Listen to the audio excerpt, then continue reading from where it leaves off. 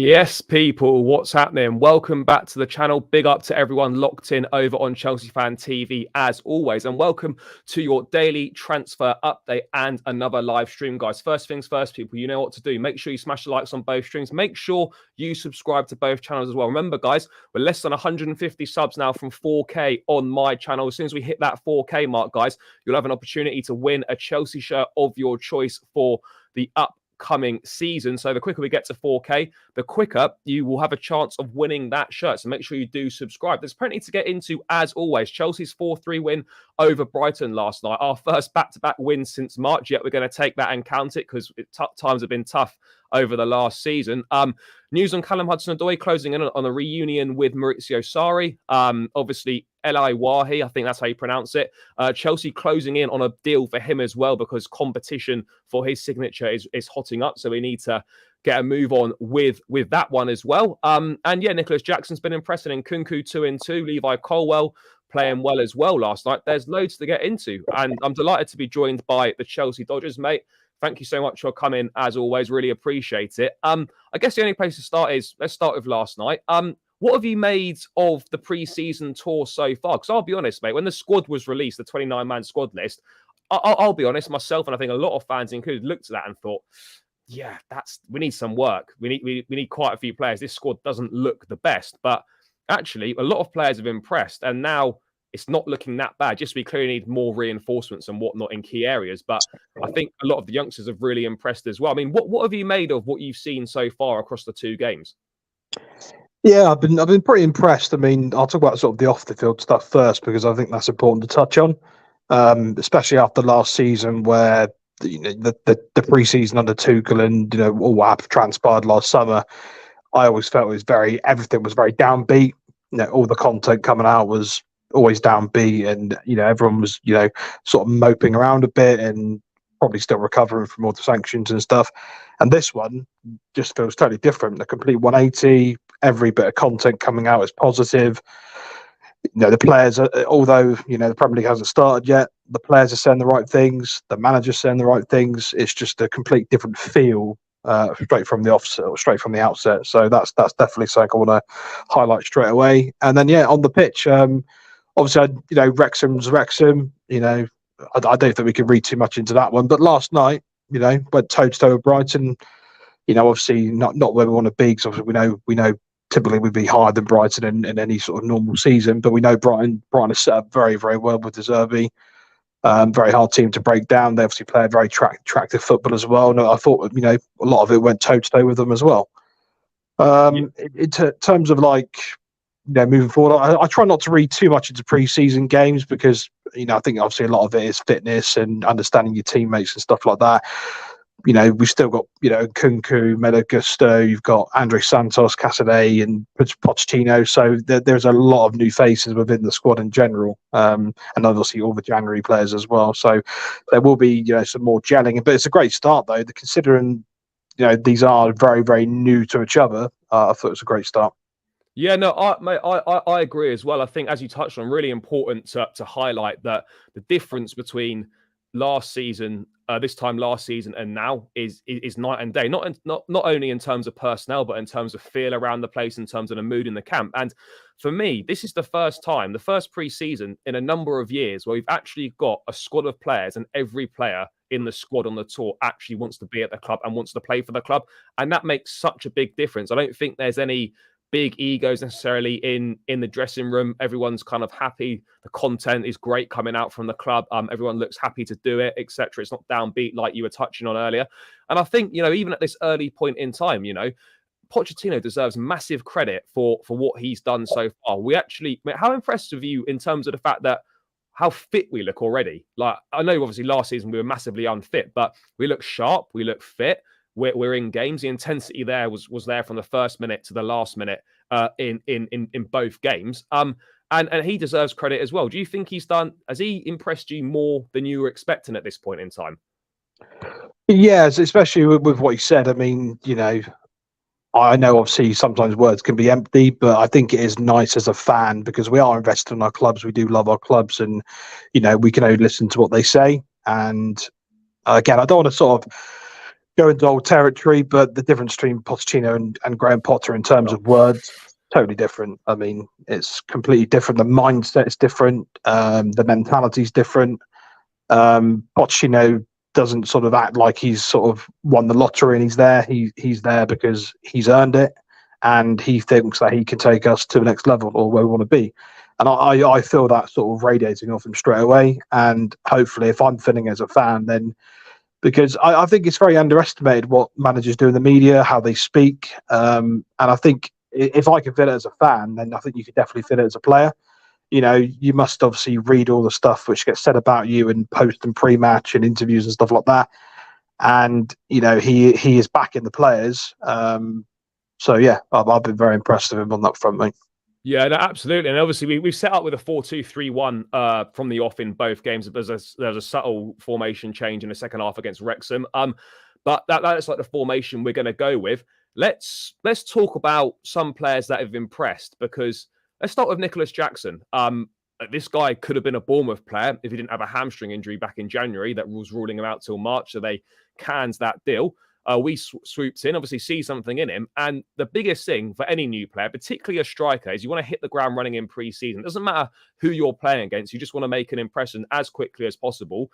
And 4 assists and a goal in 2 games. Took his goal really well last night. Link-up play has been superb as well with the assists in both games. You couldn't really ask for a better start from him. Are you surprised at how good he's looked? I'm a little surprised because, you know, things like, you expect some sort of adaptation period. But, I mean, I think he's on the same trajectory as, like, do you remember when Diego Costa came in? He had that crazy pre-season, and then that led into the season. So I think it's really important for a striker to at least get some goals and assists in pre-season, and then they can carry it into the season. So he looks like he started very well on that front. Like you and probably most other fans, didn't really know much about him before he came in. But that's where us as fans, we have to sort of have trust and faith in our data-led model. You know, something must have flagged the data or the scouting system, especially with our new AI scout thing we've got. Something must have flagged in there quite high for us to shell out, 34 million quid on him. And so far, obviously, again, I want to see what he's like in the Premier League, but you can only judge on what you've seen so far, and I've been very impressed with him. Yeah, no, I think he's done really well. I think what struck me is like his pace he's lightning quick. It's not quite as quick as Mudryk, but he's lightning quick. He's got a good finish on him. You know, the PTSD from last season where, if Kai Havertz is through with that's going straight into the keeper's hands or miles over the bar. But the finish is fantastic. The ball through from Cucurella as well, by the way, is superb. But yeah, he's ticking all the boxes. And I don't want to say like, oh, this is the answer and we finally found our striker. But on the evidence we've seen from the 2 games so far, he hasn't put a foot wrong, and he's been absolutely superb. The only thing I'm a little bit disappointed about last night is we didn't get to see the Jackson and Nkunku link up. Hopefully we'll see that against Newcastle. But I mean, looking at it right now, mate, we'll get back to the game and some other players in a sec. But do you think Chelsea need to sign another striker? Because I've been sort of going back and forth with this, and obviously it's not ideal that Broja's not on the tour. Jackson will probably be the starting striker, certainly for the first few games of the season. I'm not sure if we do need to go and spend 70, 80, 90 million pounds on a striker. I don't know if that's necessarily the answer for what we're looking for. I mean, how do you view the striker situation? Because the market's not great either. I think it really depends on that name you mentioned, Armando Broja, coming off Vari's ACL, was it? Or injury he had. So obviously missed a lot of last season to that. And, unfortunately, still not fit enough to obviously be on tour. And there were rumours a few days ago that West Ham are still interested in him, and they're probably going to let Scamacca go back to Italy. So they will probably be on the lookout for a striker, and that is something I could see happening. And again, not really through Broja's own fault. It's just opportunities have been limited. Jackson's coming in and playing really well. So he might look at that and think. And I don't know if you saw on the Chelsea website what Nkunku said, which was very telling as well. He said that one of his favourite positions is striker, and then you obviously saw last night that Pochettino did start him up front. So maybe Broja's third choice up front. So I think us getting a striker in depends on his future, I'd say. So yeah, I think if Broja moves, then that's when I think Chelsea will get it. Whether that's on loan or permanent, I don't know yet, but that's just the feeling I'm getting. Yeah, no, I probably feel the same as well. I think it's an issue that obviously he's not been able to go on the tour because he's not going to go straight in and get minutes from the off against Liverpool. I don't know if he can play for the 21s or the development team in any games in their preseason, potentially to try and get some minutes in the legs, but he's going to be on the back foot in a season that he can't really afford to be on the back foot from the off. But I mean, how excited are you to see the Nkunku Jackson link up when we do see it? How do you see that potentially working out? Well, like you said, I think it's the right ingredients, and then the other side of that is Mudryk as well. That could be, should they all click together, and Nkunku, Mudryk, and Jackson, all three, 2 out of the 3. I'd say Nkunku's got pace, but it's not like lightning like Jackson or Mudryk. So, like you said last season, there's so many games we watched last season where Chelsea just we'd ping it around the edge of the box, and we wouldn't score in a million years. We carried on playing for hours. Whereas now, like last night, the ball's in the box, and that's the reason why I really liked the Nkunku finish, was that he was alive in the box. Yeah. There was suspicion of offside apparently, but it doesn't matter pre-season. But the fact of the matter is, in a short space of time, he was alive to the ball. And then for Jackson, for setting up Gallagher as well, very, very quick feet. And that's something we've been missing.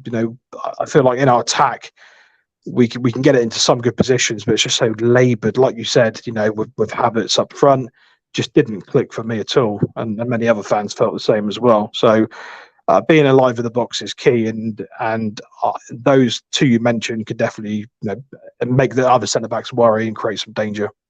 Yeah, I mean, I'm excited for Nkunku because obviously he's come in 2 from 2 different finishes, but both very good in their own right, as you say, alive in the box, instinctive, and then that second one round the keeper, great finish as well, slightly off balance, and he looks a real good player, a real coup for us to be able to have got him, and for a decent price. As well, he's hit the ground running. He's done really well.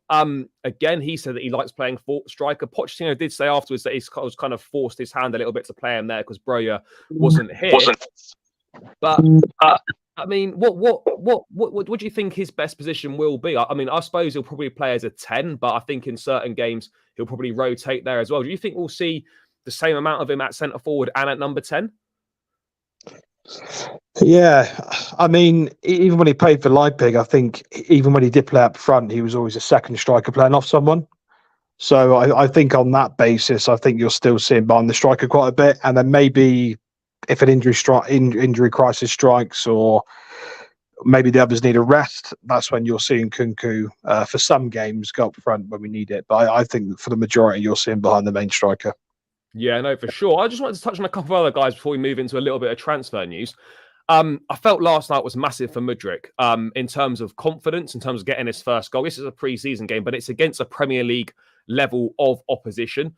He looks electric in that 45 minutes. And for me, we've always seen that the talent's there. From that first cameo up at Anfield, the ability's there, the talent's there, the hard work's there. The pieces just haven't quite fallen into play. And I feel like this summer he's gone away. He's worked on himself. He looks like he's put a little bit of size on in the gym. He went to the European under-21s, which he didn't need to do, but he played well in the games that he played there. And he's come back. He looks confident. And I thought it was really telling afterwards when he says that he knows exactly what the manager wants from him, which I think is a massive, massive plus as a player. It just goes again to show the work that Pochettino's done. And, that the pace is electric. I know we knew he was quick, but I'm sure you saw that run where it virtually looked like he was going to go out for a corner, and he still gets to it. The goal's great. The link-up play was great. How much are you looking forward to seeing him? Because I think we've got a real player on our hands. I don't want to get too carried away from one game and whatnot, but I think all the ingredients are there for him to be a top player and be a thorn in the side of a lot of Premier League defenders next season. No, I agree. I definitely think the raw ingredients are there, and it's very interesting you said about the relationship he has with managers. I don't know if you saw it because he used to be managed by Roberto De Zerbi, funnily enough, and De Zerbi did speak, I think, when we played him at Stamford Bridge when they actually beat us, Brighton, unfortunately. But he spoke pre-game about how Mudryk likes an arm around him and being told he's the best. So almost like again, I don't want to get too ahead of myself, but I'm trying to think of a player who has likes his ego being stroked, so to speak, and maybe like a young Ronaldo, maybe possibly like that, So from what De Zerbi said, arm around the shoulder, told you the best in the world, or told you can become one of the best in the world. So I think Pochettino is probably the perfect manager to do that. I mean, look what he did with Son and all the other wingers at Tottenham as well. Well, Dele Alli as well You know, was very good under him. Dele Alli. I mean, he even made Townsend look good at Tottenham at times. So I definitely think, imagine what he could do with Mudryk, and as I said, the ability he possesses. Because I think again, Mudryk's got a good finish on him. But if you look back at his Shakhtar goals, I mean, not just in the league, but in the Champions League, he was scoring bangers. So I definitely think Pochettino can mould him to be a really, really exciting Premier League and maybe one of the leading players in the future. But yeah, I think he's on the right trajectory. Again, I think we have to underestimate where he's come from. You can imagine, he didn't come in. He came in January time. He didn't play since early November, so he had like a 2-month break because of the winter break, obviously in Ukraine and Russia, etc. And then, of course, you had the politics stuff of the war and stuff like that. So I think his family, when he initially moved over, they were still there. I believe. Parents still live there, I think. And they still live there now, and the war's still going on. So you can imagine the mental toll of that coming on the back of a 60 million plus 30 million add-on transfer to Chelsea, one of the biggest clubs in the world. The pressure probably will tell. And then, of course, you have all the other upheaval, the Graham Potter and all the other new signings coming in. It was chaotic. So hopefully we are seeing the fruits of that now. A stable manager. I wouldn't say behind the scenes is stable because we just obviously had Vivell left. So it's not mad.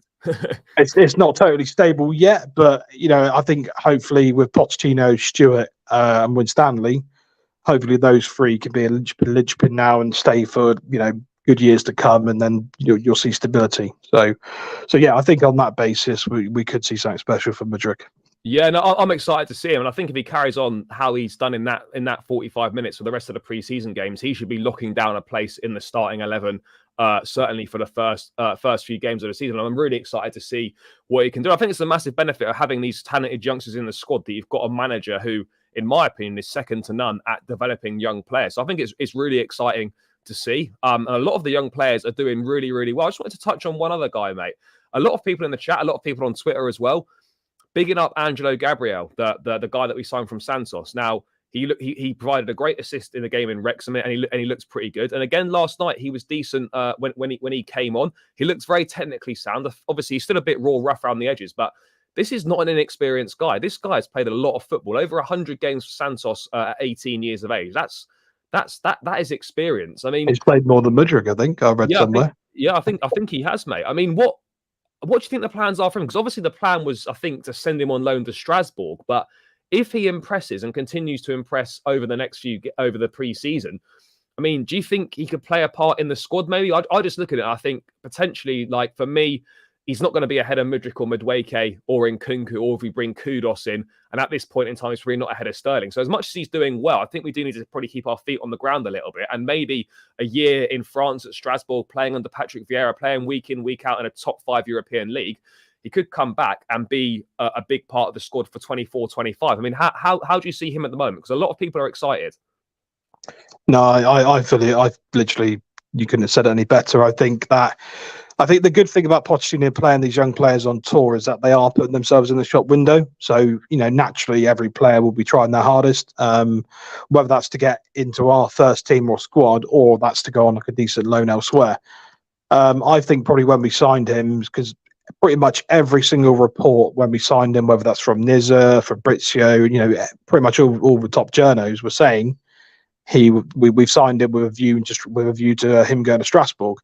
And then I think, this unfortunately the situation we have is, and I was contemplating this the other day, maybe it would have been a good idea with our model that we did get Conference League or Europa League, because we could have had a Premier League team, and then we could have played, and then if we wanted to keep Angelo and all the others like that, we could have had a Europa League team.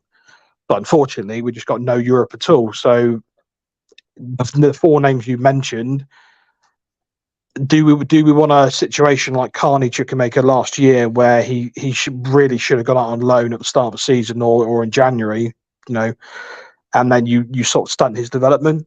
So I think we're going to have to make big decisions. The same applies to Caicedo as well. I think Andrew Santos may stay, but I think I see a lot of clamour online calling for people to Caicedo to stay, but I feel he might be in the same boat as Angelo.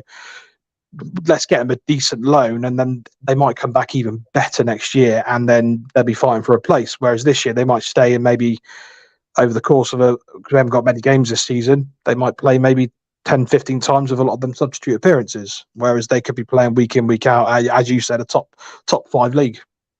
Yeah, I think it makes sense. I think at the end of the day, it's a great position for us to be in. And I know it's early days, but I think we might slowly be starting to see some of the fruits of this model of signing these young players. Of course, not all of them are going to work out, but if they don't work out from a playing sense, I think you can still maybe flip a lot of these guys for a profit as well. So it's kind of win-win in both situations. So look, I'm excited to see how things go with these youngsters, but they've certainly impressed so far. And as you say, they're putting themselves in the shop window. And I think for a few of them, a loan to a top 5 European leagues will be exactly what they need. And then they can come back the following season and play a big part in the squad. I also think it makes a difference where you get these guys in now, you loan them out, they get some development, and actually it saves you money and time in future transfer windows because you've already got guys in that are ready, part of the system, part of the multi-club model. They've played quite a lot, and they're kind of ready to slot straight in potentially as well, which could be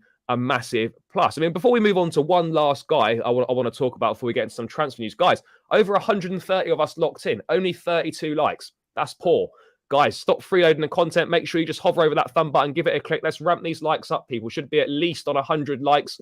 So please do keep smashing the likes, hover over that thumb button, give it a little click. It does massively help out. So please do that. Let's ramp these likes up to at least 50, 60. We should be aiming for 100 though, guys. So let's see what we can do on that front. And make sure you subscribe to the channel. I'm sure there's lots of new people in here, guys. So make sure you do subscribe. Remember, as soon as you get to 4,000 subscribers on my channel, you will have a chance to win a Chelsea shirt of your choice for next season. So make sure you hit the link if you're not subscribed. And please do subscribe. Over 400 of us locked in across both channels as well, people. So big up everyone in the chat who is tuning in. Mate, Raheem Sterling. Everyone's done well this preseason, bar this guy. I've not been impressed at all, if I'm being totally honest. I don't want to be too harsh because it is preseason. Last season was shocking from him as well. And I noticed last night, this guy just dribbles straight into players, and I'm just not here for it. And at this point in time, I know we've not seen Mudryk play yet in pre-season, but Sterling is certainly behind Mudryk. He's certainly behind Nkunku in that front line as well. If Mohamed Kudus comes in, he could well be behind him. Mudryk, if he plays, could be behind him as well. Like, Sterling's looking at it, and he could be like 4th choice at the moment in the wide areas if he doesn't sort himself out. I mean, are you disappointed in him? Because I'm just not liking what I'm seeing at all from him so far. Yeah, I would say it's definitely disappointing because, again, you look at the investment we put in him on the transfer fee, but also the wages as well. So he's one of the highest paid players in our squad and also one of the most experienced. And the word which came to mind for me is that, you know, running into players, sloppy passes, dribbling into aimless alleyways on the field. It's just clumsy. And he looked at times when I watched the game, when the camera sort of panned on him sometimes, he almost looked a little bit lost or like very like confused face. And I was just thinking, I don't think he knows his role. You know, what's he doing? Whereas all the other players had like their game face on, and he just almost had like a question mark above his head. So I don't know if his head was in the game. You know, again, kept giving it away, running into players. So he needs to sort that out quickly because, as you said, if he's not careful, you know, Pochettino didn't sign him, so you know, I don't think he'd be getting orders from Bowley and co to play Sterling. So he could find himself very much behind the pecking order because I don't think a manager like Pochettino would certainly stand for lack of concentration and, you know, not maintaining standards anyway. Yeah, I mean, this is a massive season for Sterling. Obviously, it's not been great the first 2 games, but I mean, how do you see him kind of fitting in potentially under Pochettino? Because he's going to be here this season. We're not going to sell him. Obviously, Saudi would take him, but he's obviously definitely not going to go there. Where do you see him fitting in? And do you think he's kind of a Pochettino style of player? Because I look at him and you look at the wide players that Poch has worked with, maybe at Tottenham and Southampton, and he's not particularly like any of the players he's necessarily worked with. I mean, Sterling has obviously been a great player over the course of his career, but I know he's still 27, 28, sort of a good age in his career, but I don't know if I feel that maybe his best years are behind him already, or that might be a bit premature in writing him off. But I mean, do you think he's a Pochettino type of player? Do you think he can do well at Chelsea? Yeah, I mean, I think obviously based on what he said the other day, he said he was a bit, which I found quite interesting actually. He said he was a little bit overweight last season. Yeah, So a bit fat, yeah. again, Kate, what it just begs to wonder what on earth went on last season. I mean, they could very much make a very good documentary about everything which happened at Chelsea last season because I think people pay for it. It'd be fireworks. But yeah, obviously something's quite not right. And again, I go back to it. Is he feeling the move to Chelsea? I think, from what I read, he was obviously very, very attracted to, come back to London where his family lives and stuff like that.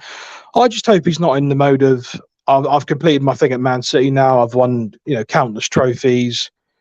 And I've come back to London just to get the bag and see my family more. I hope he's not that mindset. I hope he's in the mindset of, I've got 2-3 years or 4 years left at the top level and I can achieve something. But so far, just his head's not in the game. And in terms of Pochettino, how you will use him, I how I sort of viewed it before pre-season was that Sterling, I thought was a sure starter. Then it would be Mudryk and then Madueke and the potential other winger we got through would be sort of competing for the other slot of the winger position. But now you look at it and you think, if he obviously doesn't improve, then it'd be very interesting to see if he lines up against Liverpool the first day of the season. But I think Pochettino, the way he likes to use his wingers, a lot of them, I look at Mudryk last night, a lot of them are sort of touchline wingers, and that is one of Sterling's strengths as well. So I think Pochettino can certainly mould him to what he wants to do, but it's just concentration levels for me, clumsy and head's not in the game. So I think if Pochettino can sort that out, I think he could be really effective for him. Yeah, no, I think so as well. I think there's still a player there, but yeah, he needs to fix up big time. Otherwise, he is going to be finding himself very, very much surplus to requirements. But let's move into a little bit of transfer news. And obviously, Moises Caicedo wasn't playing last night, not because of a transfer, but because he's only been training for 2 days with the team. This transfer has been dragging on for a long time. Had in the Telegraph today that talks are continuing between Chelsea and Brighton for Caicedo, and Chelsea expected to make a new offer soon. Still valued at 100 million by Brighton. Removal of Colwell from the equation will force Chelsea to significantly raise their offer if they are to convince Brighton to sell. Mate, as far as I'm concerned, I'm tired of this. We've had a lot of sagas this summer. Started with Mason Mount. We've got the Lukaku thing ongoing. Now we've got, obviously, this Caicedo situation ongoing. Now, every day that goes by is another day where he could have been training with the team, getting to know the manager, getting to know the group. And it's a key position as well. So the longer this goes on, the more of a disadvantage I feel we're putting ourselves at. And I just don't know what we could possibly still be speaking about. Because if you are to believe reports, we've been speaking daily or at least every other day or multiple times per week for at least 3 weeks now. And I don't understand how we don't seem to have really got any further down the line. I mean, how are you viewing this whole thing? Is this frustrating you as well? Massively, because there's so many sort of timeline of events which have come out about this. So, I'd say that I think the negotiation was Ornstein's first sort of bid was early June. So that just shows you how long this has actually been going on for. Someone said to me like it's 4 or 5 weeks, and I was like, no, it's literally been like 6, 7, 8 weeks. Yeah, it's been a long time, but it feels shorter for some reason because pre-season's come around quick. So what sort of annoys me or frustrates me is that, and this is probably a Chelsea briefing as well, is that we were told that Chelsea were talking to Brighton every day. Chelsea want a quick negotiation. They're not going to put any bids in until they feel Brighton will be happy with it. And then you fast forward 6, 7 weeks later, we've put in 2 bids, one of 60 and then one of 70. Both have been rejected. And Brighton's valuation is still, in their mind, 100 million, what we've been told. So all that negotiation so far is for nothing. And I feel as well, and I've sort of hinted this a few times, is that I think it's due to the Levi Cole situation. I think Brighton have clearly been pushing very, very hard, and it's almost created a bit of a stalemate. Obviously, Chelsea have put their foot down, and Pochettino came out last night again and reiterated that he stays with us. But then again, you saw the De Zerbi press conference before that, and very tongue-in-cheek his comments about Levi Colwell. And it clearly shows that from Brighton's point of view, they feel they still can get Cole back. So it's a really triangle situation of Caicedo, Cole, and stuff. So I don't know how it ends, but I feel like Chelsea will have to draw a line in the sand soon, because it seems to be like delaying all our other targets, which I don't understand either as well, actually. Why would Caicedo stop us going for anyone else? That doesn't make sense to me anyway. We should be going for multiple targets at once. That was the whole point of kind of having like all these different people, is you work on more than one deal at once, because if a deal falls through, then you're already part way down the road on another deal. So you're not starting again. So look, I agree with this. I mean, ultimately, I do think we'll get him, but I don't know if we'll ever know the reasons, and I would love to know the reasons as to why this is taking so long, what the hold-ups are. We obviously know that Brighton were desperate to get Levi Colwill. They've signed a centre-back from Fiorentina now. Pochettino's made it clear that Colwell's staying with us. I'm not sure if Brighton are still going to be trying or what, or maybe they finally accepted now. But, you know, if it is literally Chelsea pay 100 million, then ideally, obviously, the club don't want to pay that. But the way I see it is, sometimes there's certain players that you have to break the bank for and pay more than you plan to do so. And I look at Caicedo, and I think at 21 years of age, what he's achieved already in the game, how much talent there is, how high his ceiling is to progress over the next few years. He's 21 and he's already dominating Premier League midfields. For me, he's the closest you're going to get to sort of a regen of Kante. He's exactly what we need. So actually, yes, we might not want to spend the money, but sometimes you just have to go a little bit above and beyond and just pay up to get the guy that you want, because he is going to make that much of a difference to this team. Do you see that in the same way? Do you think we should just pay up, or do you think we should be negotiating to try and get it for 80, 85? Well, like you, I think we've put all our eggs in one basket on this one. It feels like, to me, it's sort of like Caicedo or bust, really.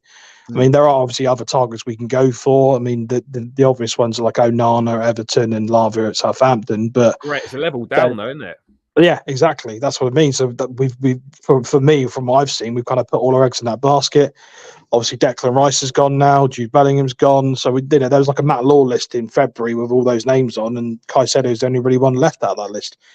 So for me, is again, of course, you'll be able to find other players maybe, but you know, finding players who fit the age bracket, as you said, 21 years of age, but I wouldn't say Caicedo's Premier League proven, but he's certainly on the way, because he hasn't had enough time in the Premier League yet to say that. But from what he's done so far in the league, it's been absolutely brilliant. So yeah, all our eggs are in that basket, and maybe the deal does get done, but maybe it's similar to Mudryk's deal, where hopefully they accept like a boatload of add-ons for it and stuff like that. Because if they want £100 million as the base fee, no add-ons, then you know, Chelsea maybe are adamant they don't want to do that. But hopefully, add-ons and stuff will hopefully get it to that figure. But I think we will get him, but it may drag on. Yeah, I mean, now that we've played Brighton, now that we're supposedly going to meet them face to face in the coming days, or certainly maybe already have done so potentially. I'm not too sure on that. Obviously, try and send Barley in to get this sorted. Do you expect a bit more movement on this coming up next week? Because I know that we can't afford for Caicedo to not really play any pre-season games for us. So, I mean, do you see this moving a little bit quickly now next week? I mean, it's impossible to put a timeline on this, but do we think we could possibly see a conclusion to this deal by this time next week, maybe? Maybe not a conclusion, but I think you'll know whether more it's going to happen or whether it's not going to happen. I think that the sort of subtle hints of Pochettino now coming out, saying that he needs more players. He's done that after the game twice now. He said that he needs more. And it's very interesting. He uses the word experience as well. But yeah, you've got him saying, and they asked him directly as well, you know, would you like the signings in America? And he said, I'd like them ASAP. So you got that little bit of added pressure coming from Pochettino now. So again, as you said, August is rapidly coming up. I mean, was it 20 days to play Liverpool in the league? You know, massive game. I'm disappointed. I'm very disappointed we haven't got Caicedo for the start of the preseason tour, to be honest. But it would be nice to get it done. So maybe the last two games of preseason or last game, he can be in the squad. But yeah, Brighton just very difficult to deal with. Maybe rightfully so, because you know they want as much money for their asset as possible. And in football, there's no favours. I see a lot of people saying, "Oh, we sold him Gilmore cheap," and whatever. It doesn't work like I that. know it doesn't work like it just doesn't work like that, does it? Tony Bloom's not going to suddenly turn around and go, "Oh, thanks for last summer for Gilmore. You probably sold him 20 that priced off." Yeah. Yeah, so it just doesn't work like that, does it, mate? So, something's got to give either way. And I'm hoping that Caicedo's camp really starts to, not that I like it happening, because we all complained when the Courtois did it to us and sort of missed pre-season or left training. But sometimes, if a player wants to go, sometimes it has to be done. So maybe him and his agent need to go down the dark arts route and try and force the issue a little bit. I agree on that, mate. Very quickly, we'll come back to this. There's been a little bit of breaking news from the French, I think he's French, from the French journalist Fabrice Hawkins. Now, this is in relation to Elise. He says here, Chelsea have made a first offer to Crystal Palace for Michael Elise. Offer less than 45 million euros, including bonuses. The player is seduced by, I'm not sure if that literally translates that, but the player is seduced by the Blues project. In principle, he agrees to go to Chelsea, even if there are always negotiations. Now, what are your thoughts initially on that? Because we've had links with Cherki, we had links with Gabri Vega, we then had David Ornstein yesterday saying that Chelsea are close to agreeing personal terms with Mohamed Kudus, and, they've inquired about a price, and that seems to be maybe that could move along. Now we've got the first links to Michael Elise at Crystal Palace. What are your thoughts on this? Yes, I'm just reading it now, actually. It's quite interesting because there were sort of rumblings of Elise, and I think he was linked very heavily to PSG as well. I think obviously he came from Chelsea originally when he was a young lad, didn't he? Then, if I remember correctly, some of the really good youth guys on Twitter said he left for behaviour reasons, or sort of, that's the reason why he left Chelsea. I think if I remember correctly, it was something like that. I remember Felix saying something about that. But again, it's all about the profiles, isn't it? He fits the profile and he ticks the box of Premier League experience as well. Doesn't really surprise me, to be honest. And again, Ornstein's article yesterday, we clearly are after like a number 10/winger. Pochettino clearly wants that profile, so Cherki, Kudus, Elise comes into that as well now. So yeah, it doesn't surprise me we're going down that road. Very exciting player. How many of these do you think we're going to get? Because Cherki, I think now looks like it could well be off, but never say never. Kudus looks like it could be quite far down the road. Can you envisage us getting Kudus and Elise, or do you actually think it's going to be one of the two? Because I don't even know if we need both of them, if we're being honest, because you would imagine that these guys are going to be sort of a Mount Havertz replacement, not like for like, but you would imagine they would replace those numbers in the squad potentially. Do you think we get both? Do you think we need both? How do you see that sort of versatile 10 wide player holding the squad that needs filling? Do you think we need both these guys? Yeah, again, based on the current squad, unless something's going to happen to Sterling, Madueke or Mudryk, you'd probably say just one on that basis, because, again, we've got no European football, so you would have thought four of those types of players who can switch flanks, and some of them could potentially play sort of in the middle. You would need maybe three and then one young player. So I'd say on that basis, we probably only need one, but I don't know. It's again out of the blue, isn't it? So, I wasn't expecting this at all. Look, I like him as a player. I think he's a talented boy. Obviously, Palace won't want to lose him. Obviously, lost Wilfried Zaha to Galatasaray on a free. They're not going to want to lose Elise as well. But, I think he's a good player. I think he's perfect for what we'd be looking for in terms, as you say, Premier League experience. I'm not sure what his age is. I think he must be early 20s, so he probably fits in that age profile. He's got the Premier League experience. He's done it at Crystal Palace for a number of years. He's clearly a talented boy. Do you see him? Would you see him if he was to come in? Would you see him rotating as a 10 within Nkunku potentially? He'd be that number 10 rotation option, and then an excess, like a fourth choice at wing if needed. Well, yeah. Again, I don't know if he'd come in as a whether he. Would he come in and bearing in mind his trajectory, and he's pretty much playing week in, week out at Palace, like every single game, and he's an important figure as well. Would he come in and accept fourth choice. Well, maybe maybe he'll be second. Maybe he'll be a backup number 10. Possibly. I mean, I'm not sure. I mean, but then what does that mean for the likes of Chukwuemeka? Is Chukwuemeka not going to be a backup 10 anymore? I mean, how do you see that one working, mate? Oh, is he still there? No, it looks like something's happened there. We'll get back to him. We'll get back to him. Let's remove and re-add. Mate, can you hear me? No, we'll get back to him. We'll get back to him. But yeah, I mean, look, I think this is exciting, people. I really do think this is quite an exciting coup for us. Potentially, if it does happen, a talented boy. He suffered a hamstring injury with the France under 21 squad. But yeah, look, I think he's a really talented guy. I mean, 45 million euros potentially is quite big. He's versatile. Hello, mate. Are you there? No, he's not there. He's not there. Let's remove that. I'll get him back in a sec. But yeah, it is kind of mad. I mean, people in the chat, what are your thoughts? Elise is versatile. Why not make Sterling the backup 10 and make Elise the backup right wing? Yeah, potentially. Elise is a baller. Lavia, Kudos, Vega, Elise. Just get Caicedo done. Yeah, I hear it. I hear it. Injured for 3 months. Is he injured for 3 months? I don't think he is. If someone could find that out, that would be great. Has a wonderful left foot. Noni's with the squad. He's obviously just had a bit of an extended period of time off after the pre-season, people. So yeah, it's big news. It certainly is big news on that front, guys. No two ways about it. But yeah, I'm sure. Oh, he's back now, mate. How you doing? You there?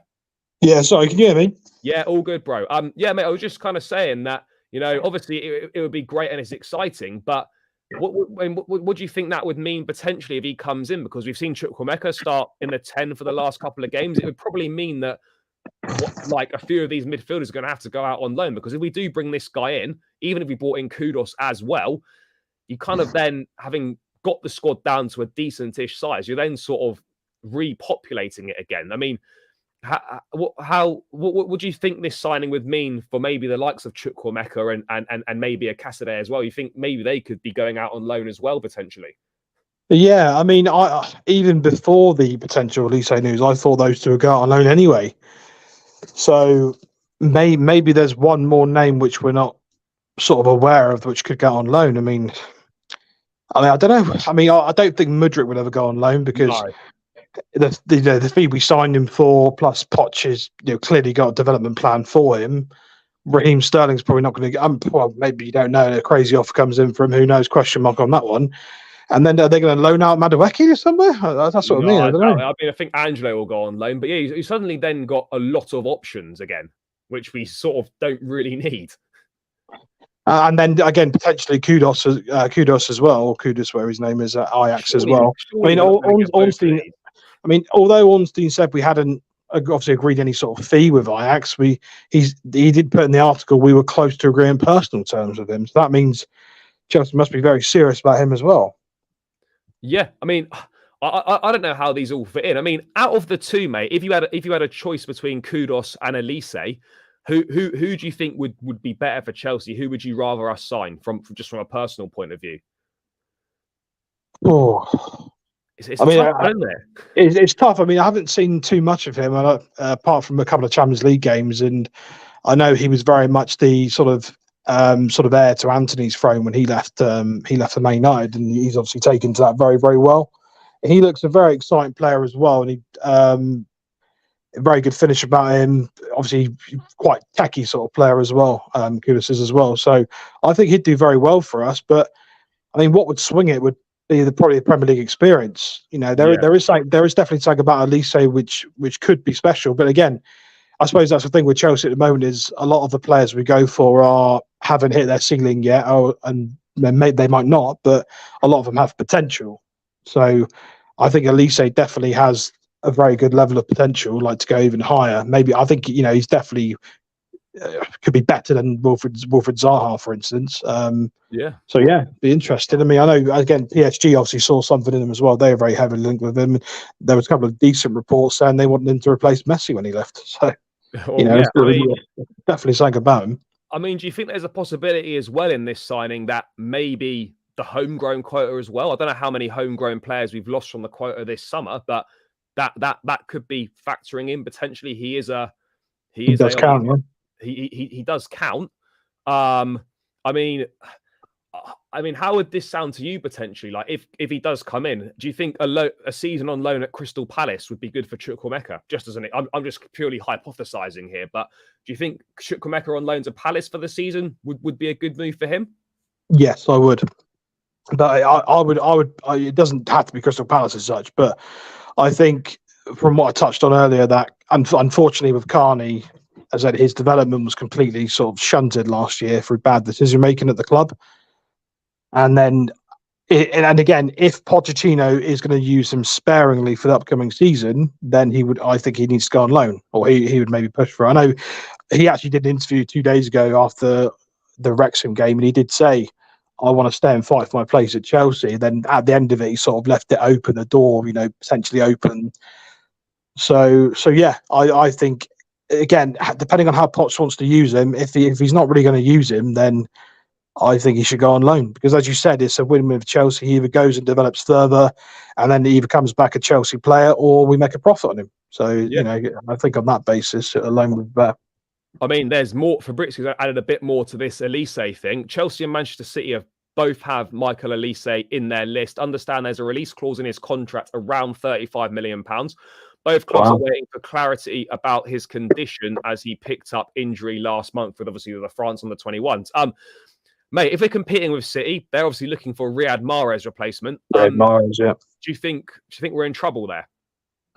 If it comes down to head to head? Yeah, I mean, the only thing which could sway that is that if he wants to stay in London, that is obviously a big factor.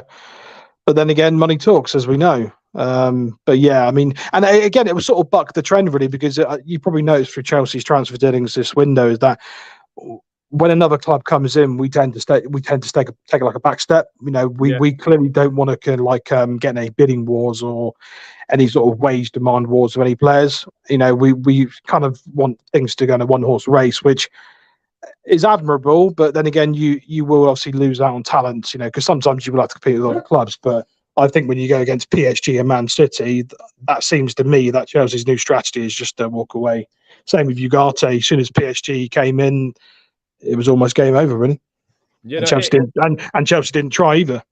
No, we didn't. I mean, look, I guess, as you say, a couple of key points there. Maybe he wants to stay in London. What would be best for his career as well? How much would he play at Manchester City compared to how much he play at Chelsea? Yes, obviously, you've got as good a guaranteed trophies as you can get. You've got European football. There'll be plenty of rotation in the City squad. I think he obviously fit in well there. I mean, it's hard to tell because it sounds mad, but I mean, where do you think he would get more minutes out of the two clubs? Because I don't think it's quite as clear cut as people might think. Do you think he gets more minutes at City because obviously they've got more competitions, or do you think he could get more minutes at Chelsea? I mean, normally you just say, oh, he'd definitely get more minutes at Chelsea, but I don't think it's as clear cut as that. No, I agree, because as I said, they're imminently about to let Riyad Mahrez go to Saudi club. And then there's always that question mark over Bernardo Silva as well. Maybe they do sanction the move he's been wanting for a long time now.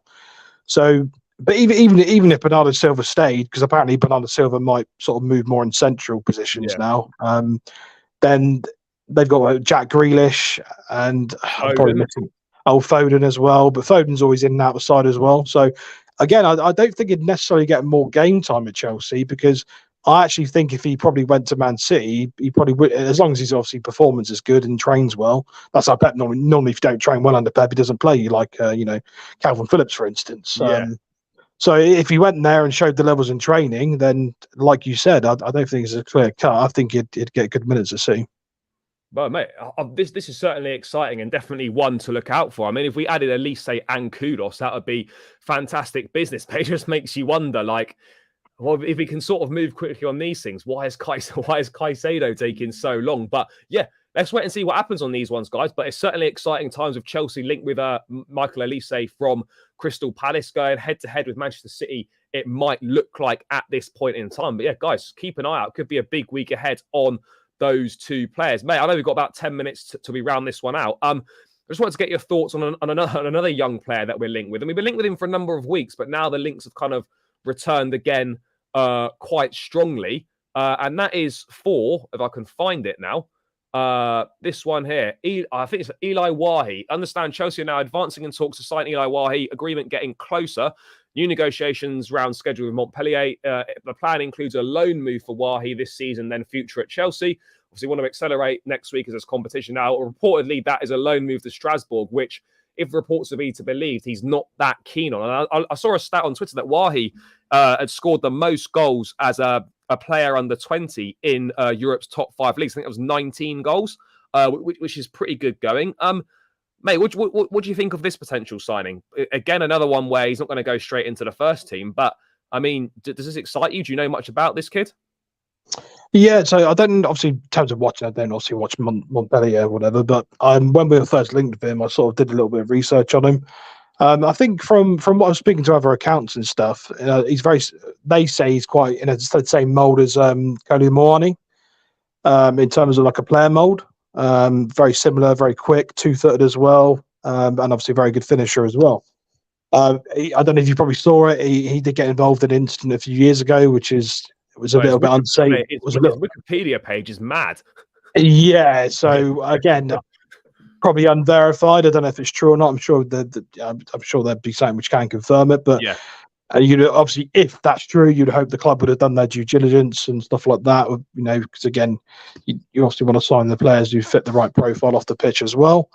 So yeah, I mean, it's exciting because again, I think in the initial reports came out he wasn't too keen on Strasbourg, but then I think Fabrizio tweeted this morning that it was advancing. So I guess that he's more open to going on Strasbourg on loan, and then with a view to come. And Fabrizio did say as well with a view to coming to Chelsea in the future. So Chelsea clearly do see him as someone who could be in their starting 11 or squad. So yeah, it'd be interesting to see. Again, it's like you said, you hope that with the model we're going for, even if they're not quite Chelsea standard by the end of their loan, or they haven't hit the heights of where they could come into our Chelsea team, then there are plenty of clubs out there who would hopefully pay a decent premium, and we turn a little bit of profit on each one of them, and we go again. Yeah, so it's a win-win on that basis, I think. Yeah, I think it's a win-win on that basis as well, guys. By the way, 150 of us locked in on my channel, over 550 of us locked in across both channels. People, make sure you keep running the likes up. Nowhere near enough likes for the amount of people tuned in, so please do hit the likes on my channel, guys. We're on 72. Let's try and hit 100 likes in the last 8 minutes before we round out, guys. Let's try and get this to 100, and make sure you subscribe to both channels as well, guys. 4K subscribers. When we hit that, there's going to be a prize draw to win a Chelsea shirt of your choice for next season. So if you're watching on my channel, you're not subscribed, hit the link and click that subscribe button. It massively helps out. We're about 140 odd from 4K, sorry. So let's try and get closer if we can. I mean, mate, just very briefly, what do you think of this model we're going down at the moment? Now that we've kind of got a little bit further into it, we've acquired Strasbourg, we've signed a lot of the younger players. It's something different. Do you like this approach that we're taking? I would like it more, and I don't think we get the answers to whether I like it this summer or not. I think next season, because again, the where it's kind of jumbled up in January and this summer is that we've been building a base of the team, whereas next summer, I know, I probably said it last summer as well. And I know you probably did, a lot of other people. That next summer would be less chaotic. It would be blah blah blah. We'd only sign 2 or 3 players. And I guess we kind of are for our first team, but obviously we're signing a lot of players outside of our first team for Strasbourg and stuff like that. I'm hoping we get to a stage where, next summer we literally only do, in terms of our base squad, we only need to actually add 2 or 3 players. And you would hope that the model going forward would be we can still buy the young players for our, Strasbourg and stuff like that. But I do want us to be open to sign experienced players and, players in the brackets of 25 to 30 years old as well. I don't think the model will continuously work if you just target players who are 2021, because not every single one of those will come off. We've seen it time and time before. I mean, how many Josh McEachran's and Gael Kakutas and so forth have there been? There's been many of them. So not every one of those will come off. There will be a time, and I'm hoping we're on the path to doing that. There will be a time where we can sign a Declan Rice. We can sign, someone of a ready-made stature for the Premier League. I don't think we're quite there yet because of all the stuff we're doing now, but maybe next year. Same with Kepa Arrizabalaga. I want a new number one. I'm hoping that we can do the sort of important stuff. We can get a new number one. Obviously, I'd like it this summer, but it's just not looking like it at the moment. No, it isn't. But no, I agree with what you say. I mean, look, I think we want to get ourselves in a position, as you say, where we only need to add 2 or 3 players to the base squad kind of each summer. And maybe 2 or 3 of those players can come from this model, from these younger players we've signed, they've developed on loan.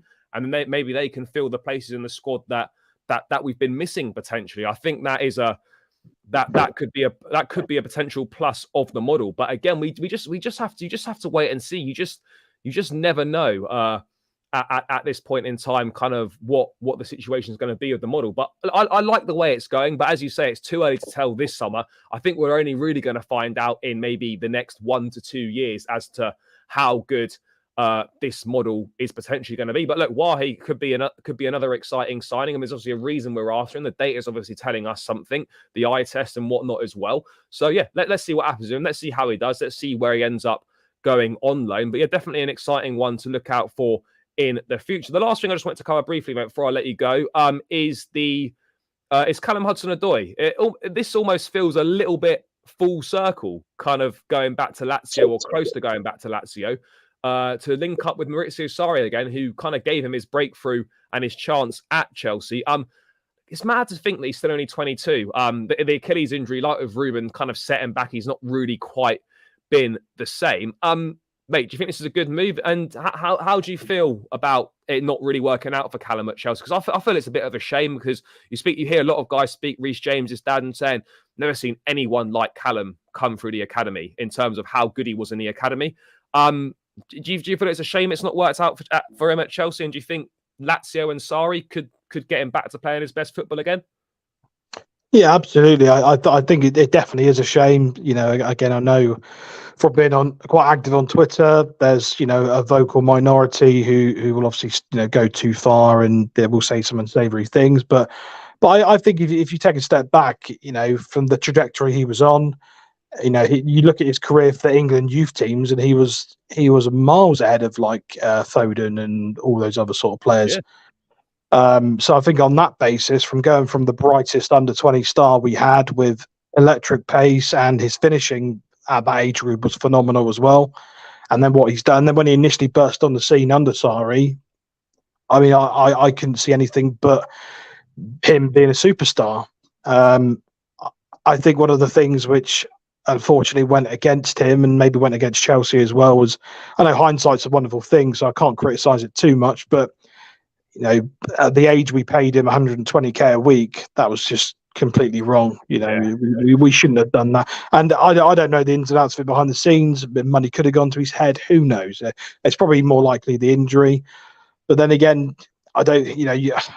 And a player that amount of money from that age, I just think it was a mistake from the outset anyway. And then you said the injury as well. Yeah, just completely killed the momentum and never came back the same player. And then, I think we all had a bit of hope last year that, especially Leverkusen, whereas the Santos of the world do really, really well there. It could have reignited his career, but it didn't go to plan at all last season. Did he score or assist anything? I don't think he did. He didn't do an awful lot. I think he got I think he scored against Atletico Madrid in the Champions League, and he maybe chipped in with a few assists. But yeah, it certainly didn't go as well as I think Chelsea or he was expecting. So I don't know. You see a lot of young Englishmen going to Serie A now, with the likes of Tomori. Obviously, Ruben's gone over there. Tammy's over there. Chris Smalling's gone over there. And he'd be another one. I mean, look, do you think it'll work well for him out there? I mean, Sarri is obviously someone that clearly likes him, got him arguably playing the best football of his career. So maybe that could be a good link up. Do you think he can rediscover his form? Because it would be a shame, because there's still so much potential there, and I still think he's got so much to offer. Yeah, as you said, I think what's on his side is the age thing, and again, I think we also forget the mental aspect of it as well. Maybe there is like especially when young players get big injuries, a lot of them don't come back the same player, and a lot of that is due to the mental side of it as well. So maybe there is like a mental block there that he needs to get over. or work to getting the shackles off. And yeah, going over to Italy, playing under Maurizio Sarri, who, you speak to Eden Hazard or you listen to Eden Hazard, he said that Sarri gave him absolute freedom. He actually enjoyed it a lot under Sarri, whereas you speak to all the other players, they, some of them didn't like it, but Eden Hazard did. So maybe, especially a winger specialist who Sarri seems to be. So I think under Napoli, what's that winger's name? Who was? Oh, what, Lozano? Yeah, there was also Callion as well. Did he do really well in Napoli under Sarri? There's a few wingers there which did really well under him. So yeah. I mean, I'll be cheering for him, hoping he does well. Certainly wouldn't leave any ill will. It's one of those things. Just hasn't worked, and I think a fresh start for us and him is definitely the best course of action. No, absolutely, mate. And just to round out, bro, what would you like to see this week from Chelsea? Obviously, we play Newcastle on Thursday. So yeah, that's kind of we've got a game to look ahead to. We've got a few days training now to get under our belt, work on a few things, etc. In terms of transfer wise, what do you think would constitute a good week for Chelsea this sort of upcoming week? Because we are, as you said, we're racing towards August, and we have only got one senior incoming for the first team in Nicholas Jackson. I mean, do you think we have to sign a player this week for the first team, whether that's Caicedo, whether it's Elye, Kudos, whoever it is? Do you think we need to get another one through the door this week? Again, it's probably unlikely it will come through the door because, again, close to being agreed. Yeah, it would be nice to get something agreed this week, and then because then even if that new signing didn't play against Newcastle, at least everyone's got the lift of, okay, well, he's going to come in for the next game. But yeah, I think, as I said before, there's going to have to come to a decision on Caicedo soon. Chelsea are either going to have to as you stump up the money, or they're going to have to just say we're going to leave negotiations. Wouldn't surprise me. We can't walk away. We can't walk away having gone this far. We have to get him, because what are the alternatives then? If we walk away, we're fucked.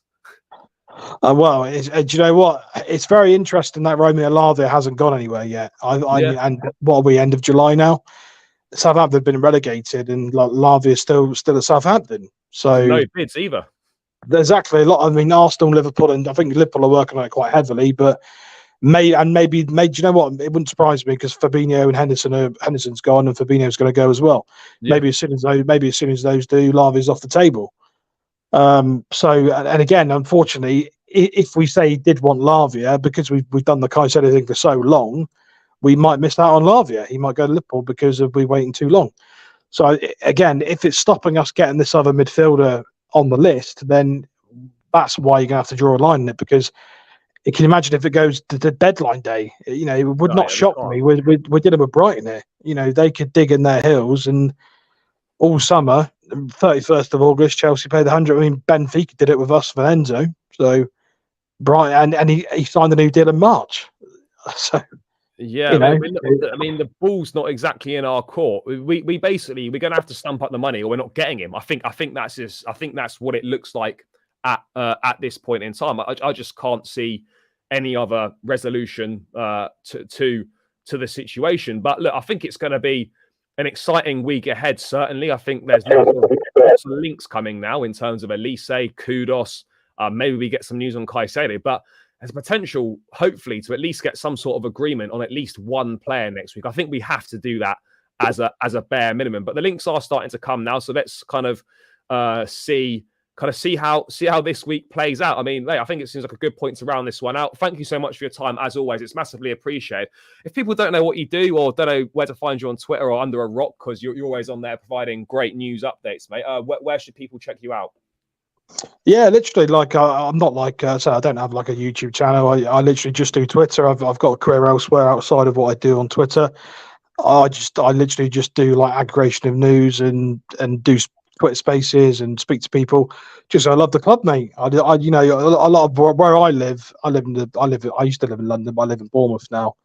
Oh, and fair. I literally all my mates are Man United and Arsenal fans and Liverpool fans. So yeah.